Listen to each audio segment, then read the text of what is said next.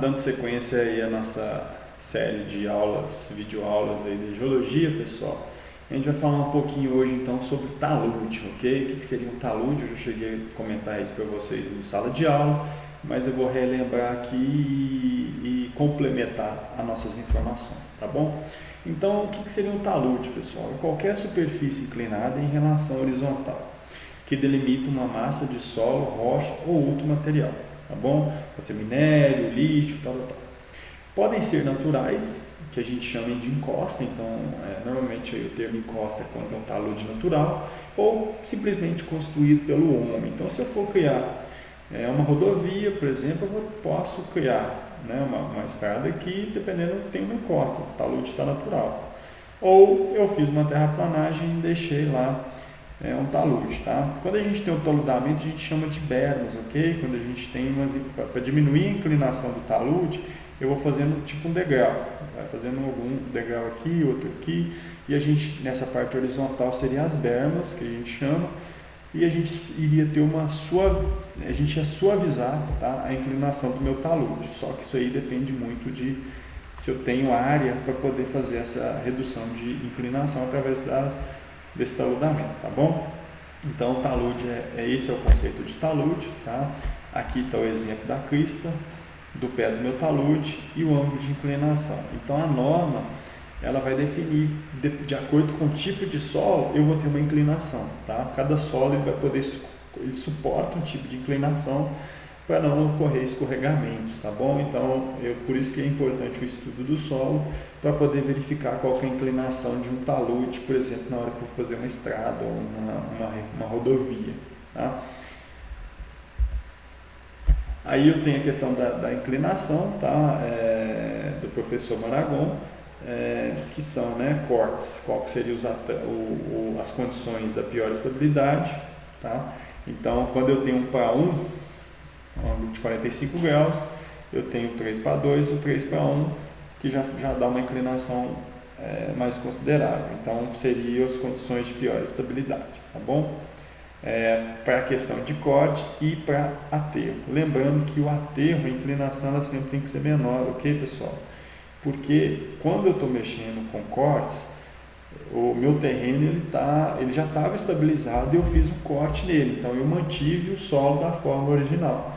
Quando eu estou trabalhando com aterro, eu estou tentando fazer uma compactação, mas o aterro ele não tem a mesma estabilidade de um corte, exatamente porque é uma terra nova que eu coloquei ali e eu não vou conseguir fazer a compactação, uma coisa que bilhões de anos fez na hora do meu terreno natural. Então o corte ele vai me deixar meu terreno natural até um certo local, obviamente. Então ele continua tendo o terreno natural. O meu aterro não, vai ser um outro terreno, um outro material que não era dali que eu vou tentar estabilizar ele. Então o meu corte ele suporta uma inclinação muito maior do que o meu aterro, ok? Normalmente quando a gente tem alguns problemas de engenharia aí, grande parte é a erosão aí quando acontece em aterros, ok? Não foi muito bem compactado e a drenagem normalmente danificou aí meu talude, tá bom? Aí então um exemplo então dos movimentos, então, tá? Sob condições específicas, uma porção do material do talude pode se deslocar em relação ao maciço, desencadeando o processo de movimento de massa ao longo de uma dada superfície chamada superfície de ruptura, tá? Então aqui está meu talude e a possibilidade do escorregamento desse cara aqui, ok? Quais são as forças atuantes que a gente até cobrou num dos exercícios, tá? A gente tem as forças instabilizadoras, tá? Elas induzem o movimento de massa ao longo da superfície de ruptura por meio de tensões cisaliantes mobilizadas, que também comumente são forças gravitacionais ou de percolação, tá? A gente tem as forças resistentes, que se opõem à ação do movimento de massa em função da resistência ao cisalhamento. Com relação ao nosso talude, a influência da água, grande parte das vezes do escorregamento está relacionada com a nossa água mesmo, ok? Por quê? Se eu tenho uma água chegando naquele talude, por isso que é bom investigar, teve um escorregamento, vou lá verificar. Primeira coisa, se for no fundo de uma residência, é perguntar, por exemplo, você tem algum lançamento de drenagem? Se tiver, tentar retirar na hora, o mais rápido possível, para não piorar a situação que está ali. Tem uma fossa séptica, ou então tem um sistema de esgotamento sanitário. Tudo isso aí, pessoal, vai encharcar o solo vai ter um peso elevado e a possibilidade aí de escorregamento vai aumentando, ok? Potencializando. Então tem que fazer essas investigações também, a questão da água, tá? Então o aumento desse peso específico, né, pela retenção parcial das águas, desenvolvimento de poropressões do terreno, tá? Com redução das tensões efetivas, eliminação da coesão aparente em solos não saturados. A gente pode ter a perda da cimentação existente entre as partículas do solo, que é uma varredura aí das minhas partículas, né, quando a água vai drenando o solo, e introdução de uma força de percolação na direção do fluxo, que tende a arrastar as partículas do solo. Então, a água que vai proporcionar aí um escorregamento, pode deixar o talude numa situação de próprio escorregamento. Então tem que verificar sempre que for fazer um talude, a primeira coisa é fazer um projeto de como que eu vou fazer a drenagem desse cara, tá bom? A gente tem a questão da ação antrópica, tá? Quando a gente faz execução de cortes com uma geometria incorreta, então não estudei o tipo de solo, deixei uma inclinação acima do que deveria, então vou ter problema com isso aí. Execução deficiente de aterros, tá? Então compactação, fundação, aterro sempre é um problema, a gente tem que tentar trabalhar a engenharia para poder eliminar ou reduzir esse risco, tá bom? Lançamento de lixo, entulho nas encostas ou taludes, remoção da cobertura vegetal, então, né, você deixou o talude sem vegetação, e a tendência a gente, né, ter um processo ali da drenagem, ela não se for muito bem feito, vai ter um problema ali do solo também, tá bom? Lançamento e concentração das águas pluviais ou servidas, é o que eu falei anteriormente, tem que tomar um certo cuidado. Lançamento de água de chuva, né, ou então um esgotamento que tiver ali, ou tipo rompeu, ou então até a gente tem casos aí que a adutora, né, das empresas de saneamento, elas se rompem e acontece aí a levar parte de vias, estradas e tudo mais. Então eu tenho que verificar sempre a questão da drenagem e da água aí nesses casos. E também a vibração produzidas por tráfego pesado, tá bom? Então obviamente que a vibração ela vai aos poucos, né, danificando aquele talude, e em algum momento aí ele pode entrar no colapso, tá bom?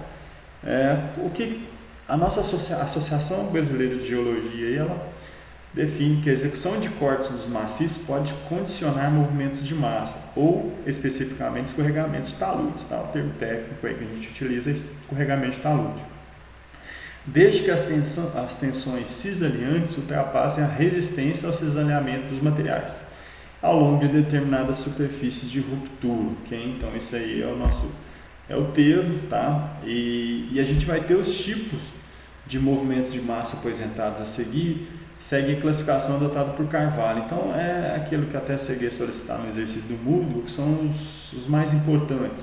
É o escorregamento devido à inclinação, a inclinação não está adequada, o tipo de solo ali não suporta, né, aquela inclinação, eu vou ter o escorregamento. Ele pode ser natural, ok, pessoal? Acontece bastante aí em locais não trópicos, ok? Pode ser sim escorregamento natural, uma inclinação de um morro e tudo mais, isso vai acontecer na natureza sim. Pode ter o escorregamento por descontinuidades, aí a questão de formação geológica, tá? Eu tinha dois tipos de rocha, e talvez eu tinha uma descontinuidade, algum tipo de matéria orgânica no meio e tudo mais, não deu uma coesão muito boa, e aí gera esse, dependendo da sobrecarga, o escorregamento aí por descontinuidade, tá? Eu posso ter a questão da percolação da água, né? A água sempre é um problema do meu talude. Eu posso ter escorregamento em aterro, então o aterro também tem uma inclinação, tem todo um estudo específico, tá? Que é mais complexo, o aterro que o corte. E eu tenho a queda e rolamento de blocos, são aquelas rochas, a gente fala aquelas pedras, né, grandes que saem rolando e saem levando material aí, do meu talude, tá bom? Nos projetos de estabilização, o fundamental é atuar sobre os mecanismos instabilizadores, tá? Nas obras de estabilização, é importante considerar também as soluções mais simples, às vezes elas sejam as mais adequadas. Existem N opções para fazer contenção de talude, tá, pessoal? Só que eu tenho que pensar muito no custo-benefício, tá? Utilizar a obra mais cara só quando não tem mais opção, ok? Então, o ideal é a gente tentar olhar, né, verificar empresas, olhar processos que possam dar estabilidade do talude. Então, a gente vai ter vários tipos de soluções. A gente tem que verificar, quando for contratado, a gente vai ser contratado para tentar dar um custo-benefício razoável aí para fazer um processo de contenção, que sempre é caro, né, pessoal? A obra de contenção de talude ela é cara, então a gente tem que trabalhar para que isso não tenha um custo tão elevado, principalmente quando elas envolvem em órgãos públicos, tá bom? As causas dos escorregamentos, então, de acordo com o TERZAC, são colocadas em 3 níveis. As causas externas, tá? Que influencia, que é, por exemplo, o aumento da inclinação do talude, disposição de material ao longo de uma crista, efeitos sísmicos. Então, já tinha um talude ali e fiz uma residência no topo do talude. Ou então tem uma estrada passando no topo do talude. Ou então terremoto. Então, isso aí pode gerar estabilidade do talude. Pode ter causas internas, tá? Que vão reduzir essa resistência ao cisalhamento, tá? Pode ser a questão da água e o decréscimo de coesão. E a gente tem as causas intermediárias, tá? Essas são as 3 classificações que não podem ser explicitamente classificadas, como por exemplo alguma erosão interna, alguma liquefação, rebaixamento do nível de água. Então, época de seca, pode ser que o rebaixamento do lençol freático seja considerável, então a gente vai aumentar aí a gente tem a questão, vocês vão verificar em solos lá que a gente tem um número de vazios, né? Que esses vazios são completados ou por água ou por ar, então dependendo se tiver água vai ter uma resistência, se tiver ar vai alterar um pouco a resistência. São as 3 forças aí, são as 3 causas aí de acordo com esse autor aí, tá bom?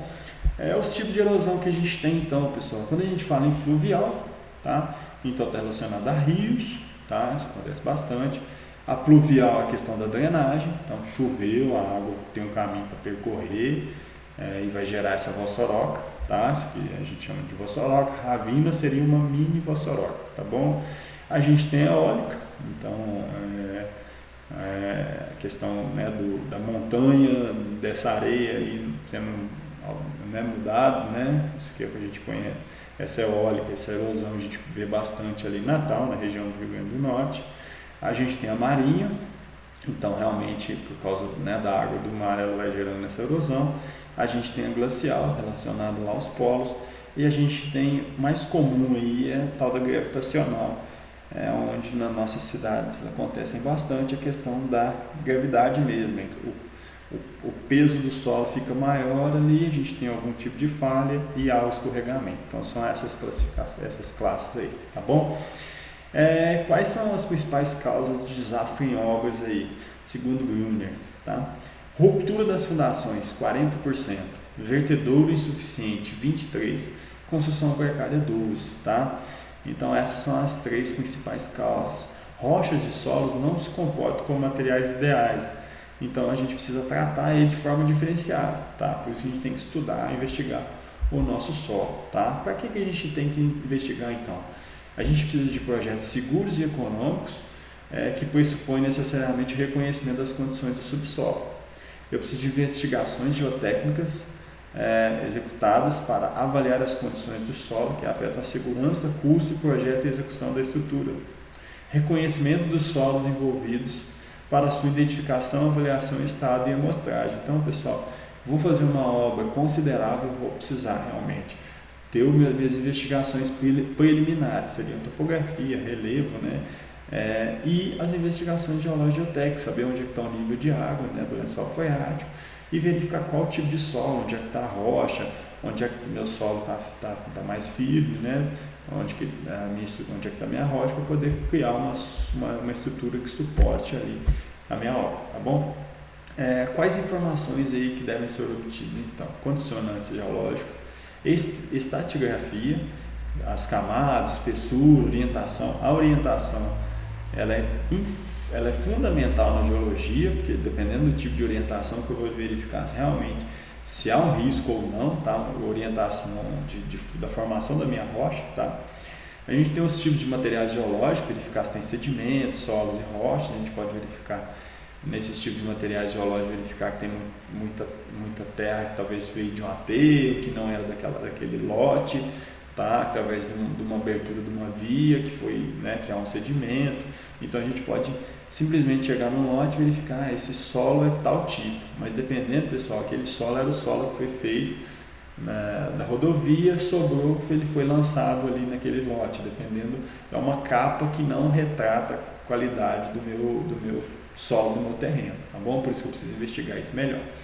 Eu preciso verificar a questão do nível da água, as condições de compacidade e consistência, verificar esse tipo de solo, lá se é areia, arenoso, argiloso, tudo mais. A questão características mecânicas, deformação, resistência e a condutividade hidráulica, tá? Essa investigação, né, no Brasil, o custo, né, dessa investigação vai variar em torno de 0,2 a 0,5 do total da minha obra. Uma coisa que a gente fala é que todas as sondagens são caras, porém especialmente caras são aquelas que não são feitas, porque vou executar a obra e no meio do caminho vou verificar algumas inconsistências e eu vou ter um custo, tá, para remediar a minha obra muito maior do que se eu tivesse feito sondagem. Okay? As consequências então, investigações insuficientes, má interpretação dos resultados, falha de apresentação, tudo isso vai contribuir para o projeto inadequado, atraso no cronograma da construção, modificação cara na construção, dano ambiental ou ruptura da estrutura e principalmente retrabalho, tá bom? Óbvio, engenharia é mais difícil fazer o tal do retrabalho, corrigir projeto que não foi bem adequado, é um retrabalho muito complexo aí, tá bom? A gente tem as normas, então, que fixam as condições exigíveis na programação das sondagens, tá? Como quantidade, qual é o número de furos e tudo mais. Aqui está um exemplo, tá? De acordo com a norma. Então, se eu tenho um terreno aí de 200 metros quadrados, eu vou ter no mínimo duas, tá? Que está aqui representado. Então, vai depender do meu terreno. Eu vou ter meu terreno, vou ter o número de furos e qual que é a geometria desses furos para poder fazer a sondagem, tá bom? Aqui está a tabelinha. Então, se eu tenho um lote menor que 200, eu preciso de pelo menos 2 furos. Um lote de 200 a 400 eu preciso de 3 e por aí vai, tá bom? De acordo com a norma e o número de mínimo, porque a geologia ela pode ter uma diferença aí de um ponto para o outro, tá? Os métodos de investigação então geológicos, posso utilizar o sensoriamento remoto, que é através de imagens, posso ter um levantamento, né, posso ter um levantamento de drone hoje em dia, por exemplo, que vai me auxiliar aí na minha questão de topografia, vegetação e tudo mais. Eu vou ter os mapeamentos que são as cartas geotécnicas, tá? Que a gente já consegue disponível na internet, eu até apresentei para vocês aí se fizeram um trabalho para mim. Vou ter os ensaios, aí realmente a gente vai fazer os estudos, e vai ter a sondagem mecânica, tá? Então a gente vai trabalhar com essas situações aqui de acordo com o tipo de obra que eu for estar executando, tá bom? Esses ensaios eles são classificados, né, nessas duas situações, tá? Não vou entrar em tanto detalhe, mas é exatamente para verificar a questão. Por exemplo, sai de laboratório, fez uma amostra de solo, ele vai verificar, vocês vão ver ali na disciplina de solos, vão verificar a granulometria, os índices físicos, o adensamento, compactação, vai verificar toda a mecânica do meu solo, ok? Então, por isso a importância aí de fazer uma sondagem, entender qual que é a resistência do meu solo, para eu poder verificar qual tipo de fundação que eu vou ter naquele local, tá bom? Alguns métodos de contenção, tá? Depois vocês vão ter que pesquisar para a gente aí. Esses métodos são vários, tem empresas especializadas em contenção. Um deles aí, por exemplo, é o gabião, onde é como se fosse um muro de pedra, uma grade de pedra. que são colocados aí, a gente vê bastante aí na beirada de rodovias, né, de estradas, é o caminhão. A gente tem perfis metálicos, uma das opções também para contenção. A gente tem a cortina atirantada, a gente vê bastante também aí nas rodovias. Concreto projetado, tá? Onde eles fazem uma tela, uma camada e lançam um concreto, tá? Já, obviamente que a gente sempre tem, em qualquer desse talo, a gente tem que pensar na drenagem, ok, pessoal? Não adianta, se eu não fizer drenagem, nenhum método de contenção vai ser eficaz, tá? A gente tem outra opção, plano de pedra, a gente tem a grama e hidrossemeadura. Então, isso aqui, pessoal, essas opções verdes também, elas são muito levantadas de acordo com o tipo de local, do local que eu estiver fazendo a contenção, tá? Ali naquela região entre Nova Lima e Belo Horizonte, a Vale tem a Minas Águas Claras, eles, por causa do tombamento da serra, eles tiveram que fazer uma solução verde, eles não poderiam fazer um paredão de concreto. Então eles utilizaram uma técnica que utilizasse uma solução mais verde. Então, através de rapel, vieram, acho que foram profissionais da Alemanha, através de rapel eles foram colocando umas mantas para poder fazer ali a estabilização daquele, né, do talude ali tombado, tá bom? Então, vou verificar, dependendo do órgão ambiental, ele vai te solicitar, por exemplo, uma solução verde. Então, a gente hoje tem vários tipos de método de contenção em verdes, tá bom? A gente tem um muro de flexão, a gente tem um muro de gravidade, são algumas outras opções, eu não vou entrar em detalhe de cada um, que são bem específicos. E a gente tem aí o exemplo dos escorregamentos em Belo Horizonte, tá? Esse aqui é o hospital que fica na Raja, né, onde teve esse escorregamento. A gente tem esses outros dois pontos são em Belo Horizonte, tá? Esse aqui eu realmente não estou ao certo ao nome ao local que foi feito o escorregamento, mas são fotos tiradas que peguei da internet hoje, essa semana, tá bom? Então os escorregamentos acontecem aí e a gente tem que trabalhar a questão de contenção disso aqui, e principalmente essas famílias aqui, elas têm que ser retiradas pela Defesa Civil, né, garantindo aí a segurança. Então a Defesa Civil Municipal, a tendência dela é salvar vidas, ok? Através dessas avaliações, e a engenharia ela vai tentar fazer as contenções, tá? Para poder evitar esses desastres, tá? Outra situação aí que são os escorregamentos, isso aqui da MG30, perto do loteamento Quintas do Sol, onde cedeu um talude aqui considerável. Isso aqui foi um rolamento de bloco, ok? Uma pedra caiu, felizmente não teve vítimas, tá? Mas essa pedra acertou o ônibus que estava descendo a MG30. Então a gente tem vários métodos de contenção e com essas chuvas, né, que a gente teve de 1000 anos aí, esse ano a gente teve escorregamentos bem consideráveis. Então agora a gente, né, os municípios, o estado, tentar refazer as estradas e tentar fazer as contenções. Então a gente vai ver muita obra tendo que ser feita aí. Provavelmente essas obras vão ser, grande parte delas vão ter que ser realizadas, porque levam riscos, né, a toda a população, tá? A gente tem outro bem conhecido aí, que é na Nossa Senhora do Carmo. Isso aqui aconteceu, se não me engano, 1 ou 2 anos atrás, onde essas residências que foram nessas invasões potencializaram o problema aqui da Avenida Nossa Senhora do Carmo, e hoje eles tiraram todas as casas daqui, né, todas essas construções, e refizeram, conseguiram, né, fazer uma drenagem desse ponto aqui e conseguiram recuperar. Mas com as chuvas desse ano, esses dois casos, que é o mesmo caso, aconteceu aqui na Nossa Senhora do Carmo, um pouco mais para baixo, esses escorregamentos. Então, por isso que a gente tem que estudar a questão da geologia para poder entender o tipo de solo, e entendendo o tipo de solo, eu vou trabalhar a parte de engenharia, que é a geotecnia, tentar fazer obras para fazer a contenção e a estabilização desses maciços, ok? Por hoje é isso aí, muito obrigado, pessoal.